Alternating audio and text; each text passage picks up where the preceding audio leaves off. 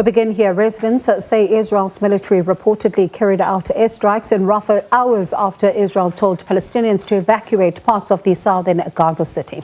Now, more than 1 million people uprooted by the war have been sheltering there. Fears are growing of a full-blown assault in Rafah. Now, reports suggest ceasefire talks in Cairo have also stalled. Hamas official Izzat al-Rashid said in a statement that any Israeli operation in Rafah would put the truce talks in jeopardy. All right, for more on this, we're joined by SABC News International Editor Sophie Mokoena. Sophie, good afternoon. Thank you very much for joining us. So talk us through the latest in Rafah, because earlier reports had indicated that Israeli troops had ordered Palestinians to evacuate to humanitarian areas. So what exactly is happening now? What we do know is that the cabinet in Israel, the war cabinet, has just concluded its meeting where it has approved the military operation in Rafah. So we expect those attacks that we saw earlier today and late last night to intensify. It is for that reason Hamas has announced just now that they are pulling out of the ceasefire talks.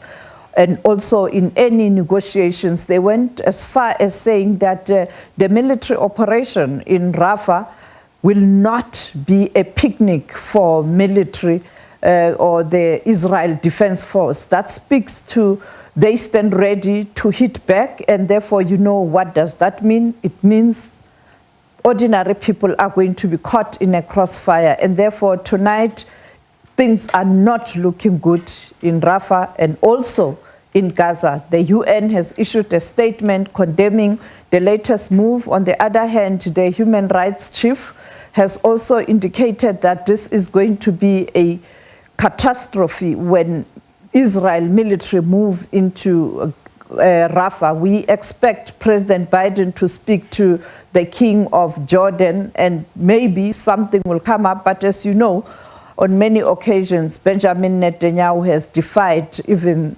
statements or requests or pleas from the very same country that has supported Israel military. This military way that they are using, they come from the United States of America. Now, just for clarity, Sophie, what informs or has prompted this latest response now? Because it seems as though Israel is of the view that at this point their security depends on disbanding Hamas battalions in Rafah. But there were talks that were ongoing. So what has prompted this latest move? I think the reports last week that the International Criminal Court is considering issuing a warrant of arrest for the Prime Minister of Israel, Benjamin Netanyahu, has kind of forced Israel to ensure that by the time that warrant is issued, they have moved in Rafah. As you know, that they've been talking about this military operation for some time now. And I think that's the reason that I think has prompted Israel to be very, very aggressive. In their own words, they are saying that it is part of the plan and they are just executing this plan as they work towards scaling down. But I think that warrant of arrest that's pending is the cause. As you can see now, the sunset in the border, and you can see those lights. It's nothing else but the attacks. Now, we saw a statement from UNICEF. It was issued a bit earlier on saying that 600,000 children in Rafah cannot be relocated. They're injured, some of them are sick, malnourished, and need vital infrastructure that still exists in Rafah. Just talk to us about the plight of the children in Rafah. It's a disaster. The World Health Organization has just issued a statement saying that according to their information with people who are still there, this move is going to lead to a big humanitarian crisis that has never befallen any country since World War II. This is the statement also from other countries in the region.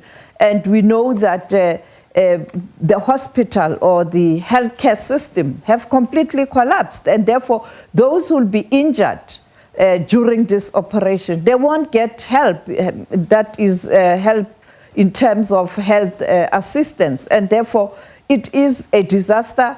You look at the number of people who have died since Israel took a decision to retaliate and hunt Hamas. you'll notice that majority of people who have been killed are the vulnerables, the women and the children.